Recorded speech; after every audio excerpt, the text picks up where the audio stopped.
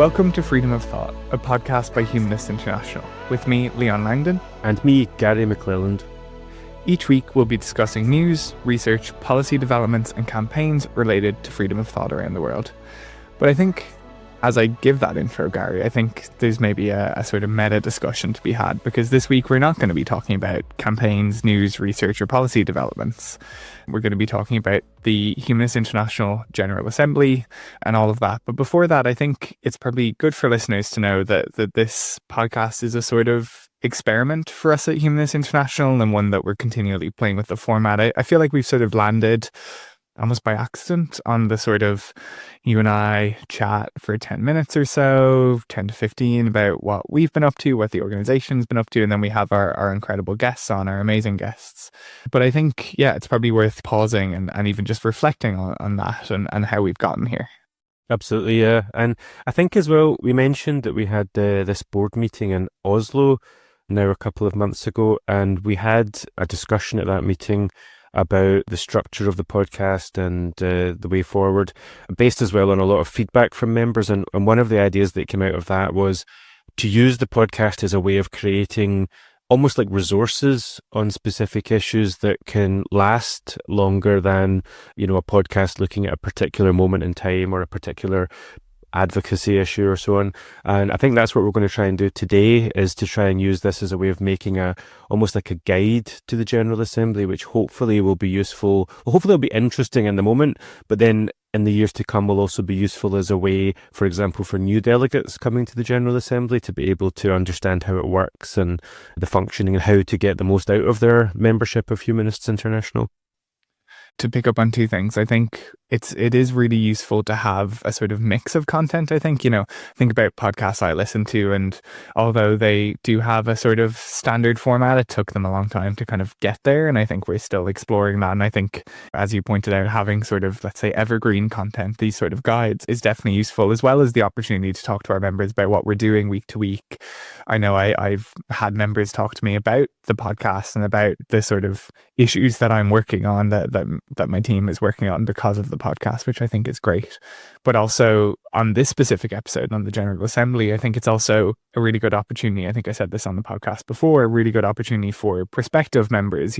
If you are a part of our member, it's really good for you to, or part of any one of our members, it's really good for you to hear how this all works. If you're a humanist leader, you might already know, or you might be new to it. If you're a member of ours, it'll be good for you to see how this works.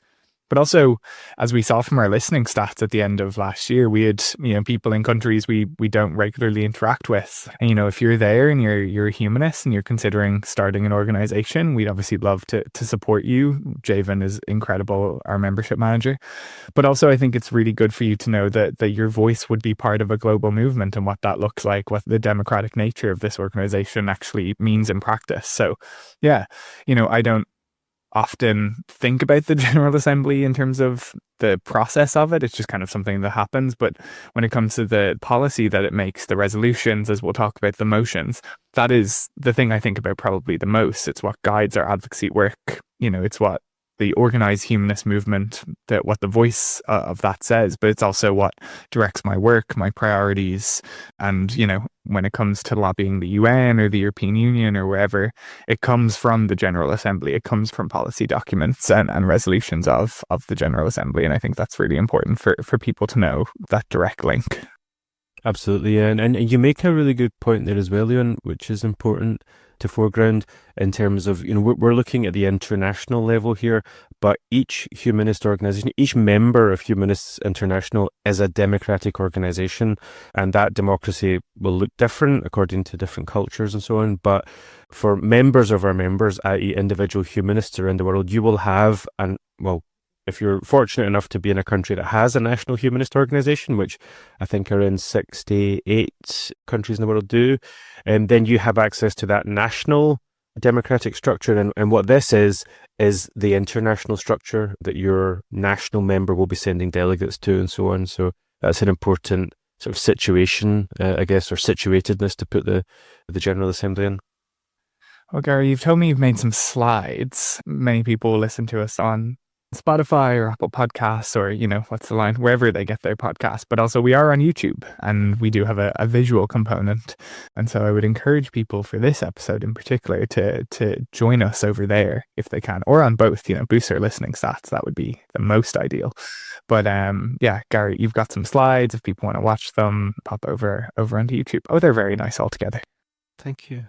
Yes, we've got some slides here. So we will include them as a link in the show notes so that people can look at them afterwards if they're listening by audio. But we'll also describe them. I mean, there's nothing particularly different on the slides than what we'll talk about. It's just a visual guide to help us as we discuss the General Assembly. So what is the General Assembly? Well, as the bylaws of Humanists International make clear, and it's the bylaws that govern almost all of the business of the General Assembly. The General Assembly is the sovereign body of Humanists International, so it is the authority decision-making body, the final authority of the organisation. And as you can see here on the slides, there's a few questions. So who is in the General Assembly? The General Assembly is made up primarily of representatives of our members and associates around the world and the board of Humanists International. Of course, myself and you, Leon, and the other staff attend the General Assembly, but we're not members of the General Assembly in the sense that we don't vote on decisions and so on. We're there to be accountable to the General Assembly, to take instruction from the General Assembly and support the board and the members. We have at least one General Assembly per year as required by the bylaws, but we can often have more than one if it's felt necessary for emergencies or to make changes to the bylaws in a timely manner and so on. And the General Assembly takes place alongside the World Humanist Congress, and it can take place online or what we say is by correspondence. So it is possible for the General Assembly to make decisions using electronic communication or on online video conferences, but generally it takes place as an in-person event alongside the World Humanist Congress. And that happened during COVID, right? That's right. So in 2020 and 2021, we actually amended the bylaws. So we didn't have the ability to have online General Assemblies. So we had to have a General Assembly by correspondence, i.e. by emailing everybody to get their agreement, to allow us then to have an online General Assembly. And the General Assembly is quorate, i.e. it can make decisions and is kind of legally present when 1/3 of all of the members' votes are present at that meeting. So that's the basic structure of the General Assembly. And as we move on, thinking then about, in terms of who takes part, one of the questions is, votes, entitlement and so on. So on the screen now we have a chart here which sets out the voting entitlement of the various different types of members. So generally speaking, we have two types of members. We have members and we have associates. And members are national or state level organisations open to all humanists in their country, running on a not-for-profit basis. Associates can be local or at least non-national members or non-national organisations. They may be, for example, research institutes or local, regional or city organisations, but not a full national member. So this chart sets out that members who have paid their fees for over 2 years and have either 10,000 members or regular government funding are entitled to 13 votes. Other members are entitled to 7 votes. Other members who have not paid their fees for the last 2 years, so new members, for example, or members who have reactivated their membership, are entitled to 1 vote until they've been through the process for 2 years. Associates which operate nationally or in countries where we don't have a member are entitled to 1 vote, but associates or individual supporters in countries where we already have a member do not get a vote. And that's to try and respect the balance of votes from each individual country so that we don't have a high number of votes from one country that has a lot of associates and so on. I think it is worth just reinforcing for those who aren't familiar is our members and associates are organizations. They are not, like you say, individual supporters. They are, have to go through a process that our membership manager runs alongside the board and for consultation with the current membership in terms of becoming a member or associate of Humanists International. And so that is, if I'm not mistaken, so that rather than people coming directly to us and trying to vote or trying to influence us, that we encourage them to either found an organization themselves and to go through that process, or simply to join a pre-existing organization, to join their national member or their local associate or whoever it might be. And again, like you said, our individual members themselves are democratic. And so, there are mechanisms to become involved in them and then in turn to vote and to become part of Humanists International. Absolutely.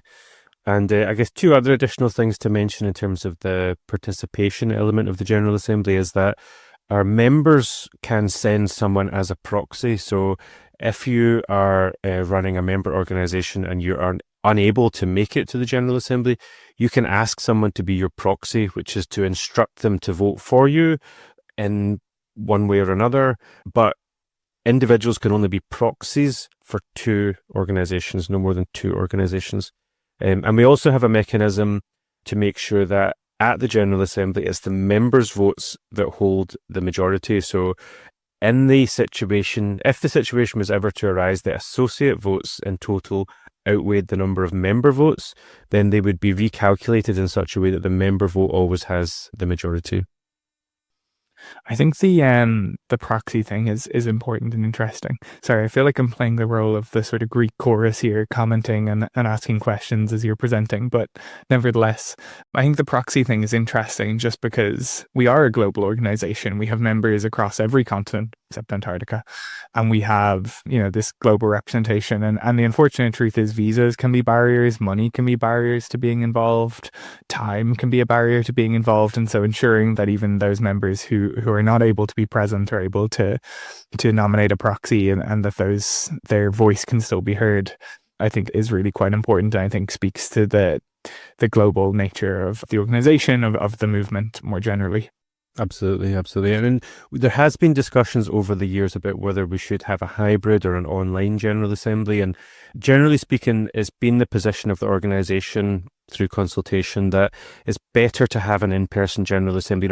We've spoken on this podcast before about the added benefits of having in-person staff meetings and planning meetings. And it's just felt that with some of the sensitive policy motions and bylaws amendments and so on, it's so much more beneficial to be able to have in-person conversations about delicate issues and to be able to read the sense of the room and so on. So, but that brings challenges, of course, and one way to navigate that is to have a proxy representation system. But yeah. So that's who can take part in the General Assembly.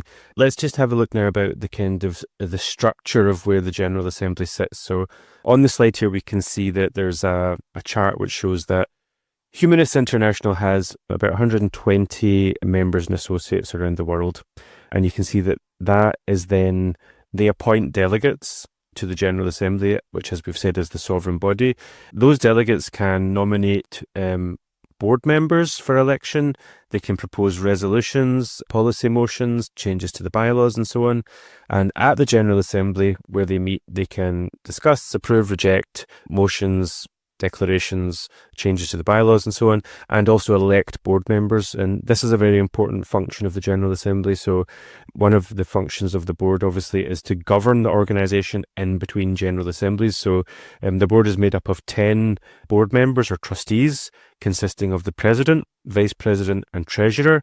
Collectively, we call these three positions the officers of the board, and then 7 additional board members. So yeah, basically in between General Assemblies, it's the job of the board to implement the General Assembly's decisions, to adopt strategy and budget, to monitor the finances, to provide a report to the General Assembly with activities and so on, and to work with myself as the Chief Executive and the other staff members under what's called a delegated authority schedule, which is what sets out what's the authority of the staff and what's the authority of the board and where the reporting requirements are. I think what's clear from this, at least clear to me, as someone who has, been in the organization about 3 years and, has less time in it than many of our members and their representatives, is just how complex it all is. The amount of, you've called this slide how the pieces fit together. The amount of moving pieces, of moving parts is really quite a lot. And the fact that it functions quite well is really quite impressive, both the General Assembly, but also, the day-to-day running of the organization. And I think there is just a lot of complexity. I mean, I guess that's the reason for doing this episode of the podcast, is to unpack some of that. But it really is, I mean, the board have a big role in terms of, particularly, I guess, the financial aspect really comes to mind, but the strategy, the financial stuff as well. And I think there's just so much more to running an organization than I guess a lot of people would realize, especially at this scale. Yeah, and it is complicated, and these mechanisms are all here, and they've all evolved, I should say, as well, by input and decisions from members. I mean, the bylaws have been rewritten several times in the last 10 years since I've been here to achieve greater transparency, accountability, democratic participation, but also, obviously, to be workable for a team of 10 board members and 11 staff to actually be able to manage the organization. So, yeah, it is a complicated organization. In fact, on to the next slide now, which has a bit of a timeline, and you can see here that it's an ambitious timeline, which we had the deadline only a few days ago for submission to the General Assembly. So maybe I'll just run through this timeline quickly to give listeners a sense of how the progress of preparing a General Assembly happens. So again, all of these deadlines are set out in the bylaws, but in front of us we can see a timeline starting at the left and then heading along to the right, which is the day of the General Assembly. So starting from the left, 120 days before the General Assembly, the board issues a formal announcement and notice of the General Assembly. Now, in practice, we do this much earlier because 120 days, what's that, 4 months?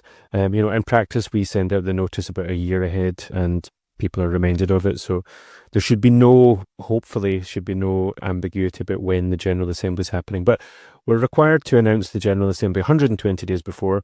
Then the next big deadline is 40 days before the General Assembly. And this is the main deadline. We generally call this the General Assembly deadline. This is the deadline whereby members must submit any resolutions. So this can be, for example, and we'll talk about this in a minute, if a member wants to propose that the global humanist movement has a policy on this issue, for example, last year it was artificial intelligence, then they can put forward a motion. Ideally, they would collaborate with other members to get a sense of what the consensus is, and they would put forward a motion for the deadline, which would then be circulated to members, as well as board member nominations. So we have an application form. If anybody would like to be elected onto our board, they need to be supported by 3 member organizations, and then they can be a delegate for the board elections, and also for registration for the General Assembly, and so on and so on. So it's the big deadline 40 days before. And then 5 days after that, the bylaws require us to circulate all of these papers, motions, a list of all the board candidates, minutes of previous General Assemblies, basically every piece of paperwork that the General Assembly would need to interrogate and review and participate in the General Assembly. Now, that's a very short deadline. In between those two deadlines, in between that 40 days and 35-day deadline, the board meets to review all of the submissions. They have to check that they are valid and that the members paid its fees and so on and so forth. So it's a very, very busy time to turn around all of these motions and so on. But then that means that 35 days before the General Assembly, the papers are sent out. And then there's another window of time from that 35-day deadline until the Friday before the General Assembly, which would usually give maybe say 30 days, give or take, depending on when the dates fall. You have time to do 2 things. Members have time to do 2 things. One, to submit amendments to any of the resolutions or motions which are contained in the papers. Or secondly, to submit an emergency motion. So if something has happened in between those 2 deadlines, then a member can submit an emergency resolution to comment on a issue of geopolitics or an event that's happened, so that the deadlines remain somewhat flexible.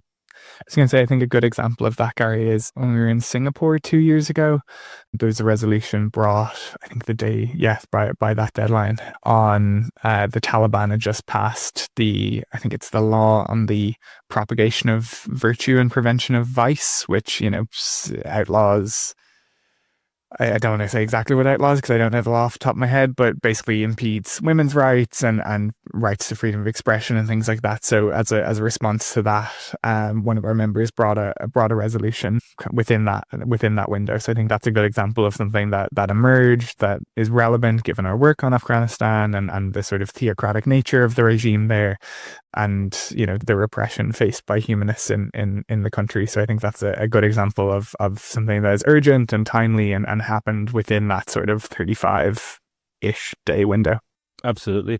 And that's exactly why this mechanism exists, because the leaders of the global humanist community will be together to discuss issues of the day, and the board and the General Assembly wants to have the flexibility to be able to talk about an issue of concern, but obviously sometimes things happen after deadlines. But generally speaking, in the normal run of things, motions and resolutions should be submitted before the 40-day deadline, just because, as we mentioned, there's a lot of administration and checks and things that have to happen, and that gives us sufficient time to do that. But on the Friday before the General Assembly, so the General Assembly generally on a Sunday, on the Friday before that, the board will meet to review any of these amendments or emergency resolutions, and they will check them to make sure that they are valid and can go forward.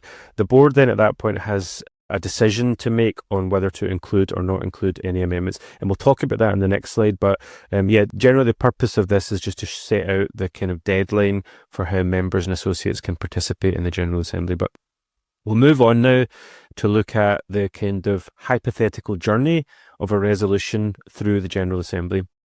As we mentioned before, and we've got in the screen here in front of us a sort of 5-step process, which I'll describe. And as before, you can see this on YouTube, or you can have a look at the slides below in the show notes. But the first step is that a member can submit a resolution, as we mentioned, before the 40-day deadline.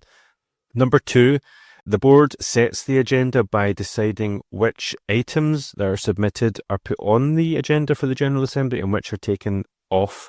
Now, the board has this power for a few reasons. One is to make sure that the motion which is submitted, if, for example, it's to change the bylaws, the board has a responsibility to make sure that if that resolution was passed, that the organisation could still function legally and administratively, that it wouldn't cause any problems with the functioning of the organisation. And secondly, to make sure that it doesn't affect our legal compliance. There are certain actions which theoretically could be taken, which would not be in keeping with our legal status as a not-for-profit. So the board does have a decision to make whether to include or not include those motions. Now, in the event that the board says or decides that we don't want to include this resolution because we think it would be legally problematic or could create other unforeseen problems, it must say that and set out its reasons for doing that in the General Assembly. And the General Assembly does have the right to overrule the board and say, no, notwithstanding your concerns, we would like to discuss this item. But the hope is that obviously the General Assembly would take on board the reasoned views of the board and weight it sufficiently. So we have that process. Number 3 is we have the amendment stage. So in the days leading up to the General Assembly, after the papers have been published, members can submit amendments, ask questions, discuss, and so on. And the 4th step is that on the Friday before the General Assembly, any final texts or amendments which have been accepted by the board will be circulated to the General Assembly delegates.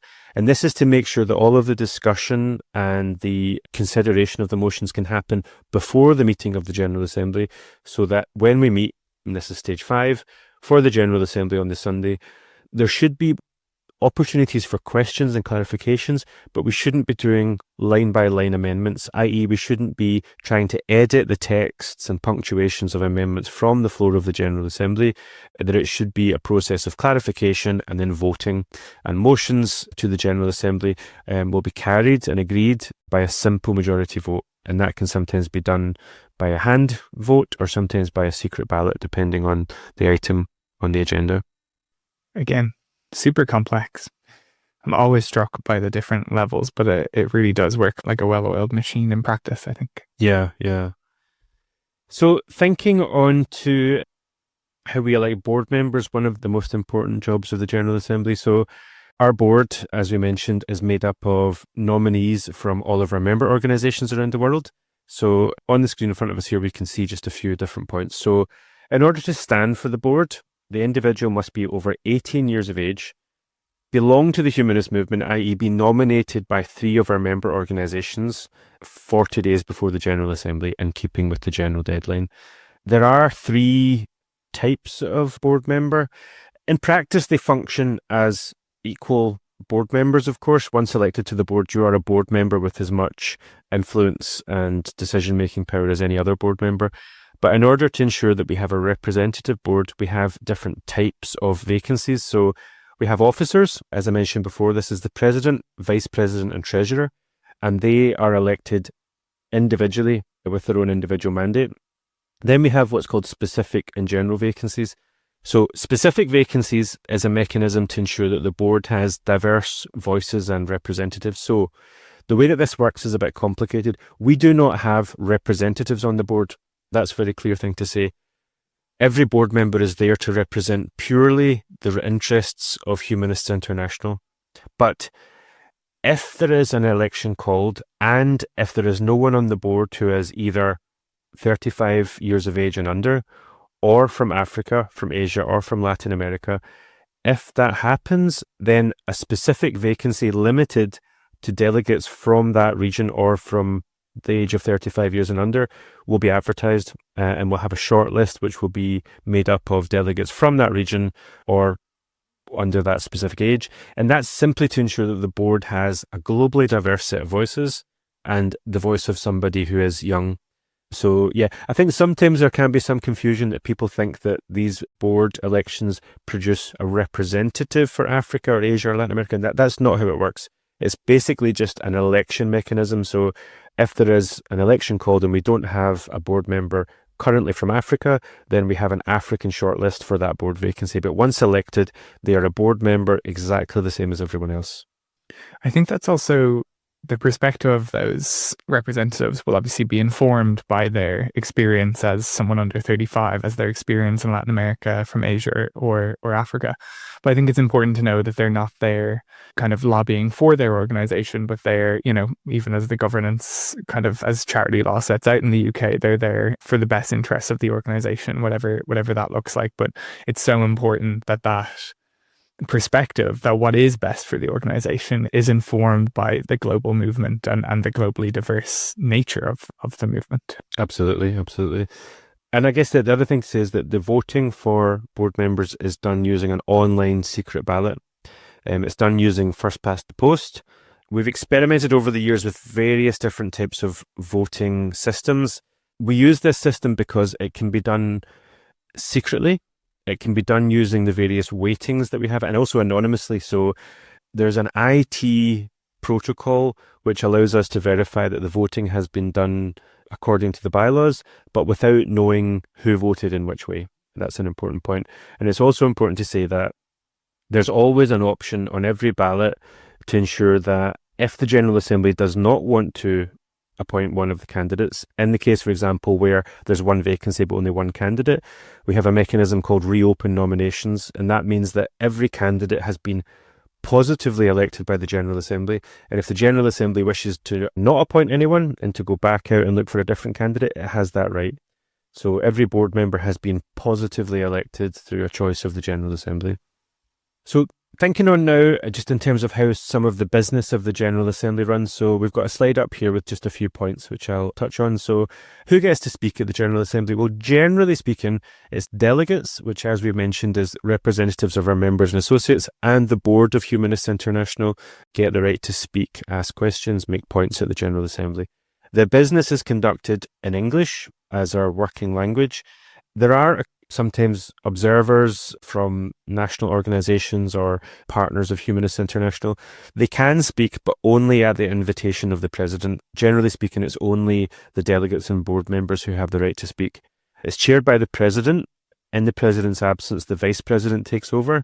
The board members of Humanists International do not have the right to vote at the General Assembly, so they would not be, for example, proxies. They would be there to represent Humanists International as a corporate body. The president, however, in the case of a tied vote, does have the right to cast a casting vote. By precedence and tradition, which is not set out in the bylaws, the president generally would vote in a way that maintains the status quo, which is in line with a lot of kind of parliamentary traditions, but that's not something which is set out in the bylaws. Generally speaking, for things that require a vote, which are not particularly controversial, such as whether to approve the annual accounts and so on, votes are done with voting cards. So each delegate is giving a voting card, which corresponds to the number of votes they're entitled to. And if, for example, we're approving minutes or the annual report or something like that, this is just done by a show of hands and a majority or sometimes unanimous vote. And yes, as the slides make clear, that a simple majority, unless the rules require anything different in the bylaws, but generally speaking, in our case, all the decisions of the General Assembly are carried by simple majority, which means 50% of the votes plus one. And on the agenda of the General Assembly every year, we have the same type of things, at least. So making sure that we have a quorum, reminding people of the governance rules, an annual report from the board, our audited financial statements, the appointment of our external auditor, board elections, and member resolutions and declarations. It's a busy day. It's a busy time, and it's a lot to get done in a pretty short length of time. It is a very, very busy agenda. And I'm really hopeful that this, having a bit of a conversation about this, the how it works and the process and things, might actually help, hopefully, our members to engage with the process by perhaps demystifying some of the functions of the General Assembly. It also just shows how bureaucratic democracy is, honestly. Yeah, I mean that's you're right. It's democracy can be slow at times because, as you can see in here, that there's a lot of built-in consultation periods and checks and balances and things like that. So it can at times be, for some, frustratingly slow. But it's important, because we are a global movement, and it's important to make sure that we have got the chance to discuss and ventilate the different positions. I mean, one of the things I always keep in my mind is that my view is the General Assembly should be the forum for agreement, but also for reasonable disagreement. So where we have diverging views on where the organisation should go, where the movement should go, perhaps even on policy issues, it should be the mechanism to ventilate and to explore those reasonable disagreements. For sure. So thinking on, just in terms of this slide is called safety valves, but basically the General Assembly is to govern Humanists International, but if all of these procedures and deadlines and processes fail, what options are available to the board and the members to ensure that decisions can be made quickly? So, as we mentioned before, we have an emergency resolutions process, which we've discussed before. So that's one. Secondly, we have an emergency General Assembly function. So if the board decides it needs to have a General Assembly quicker than is usually planned, it can call an emergency General Assembly, which it actually did do this year in 2026 in order to make some changes to the bylaws. And that can be called by the board, but it can also be called by members. So if members holding 1/5 of the General Assembly votes and from at least 3 different countries request the board to hold an emergency General Assembly, then it must do so. And the third mechanism is, in the unlikely event that we get to a General Assembly and we don't have a quorum present because 1/3 of the votes haven't turned up, then the President has the right to postpone that meeting and call a fresh General Assembly, which would usually be done in London, where Humanists International is based, or online, and in order to make sure that the necessary functions of the General Assembly can happen and can continue. So we have some safety valves built into the system. Has that ever happened in, I'm going to say, your lifetime in the organised movement? No, well, we've had many emergency General Assemblies in order to make changes deemed necessary by the board. Emergency is a broad word here. For example, we held one in January 2026 because we wanted to change the process for handling motions to the General Assembly to make them representative of what we've discussed here. But there's never been a situation since I've been here in the last 10 years or so that we haven't had a quorum present at the General Assembly. And it looks very likely that won't be the case this year in Ottawa in 2026, which actually, coming to the last slide, is really just a kind of advert for, at the time of recording, the next General Assembly, which is planned to take place alongside the World Humanist Congress on Sunday, the 9th of August. So, as we've discussed, I really hope this is helpful for our members and associates, but also individual humanists around the world to know that this international democratic forum exists, how to get involved in it, how to get the most out of it, and yeah.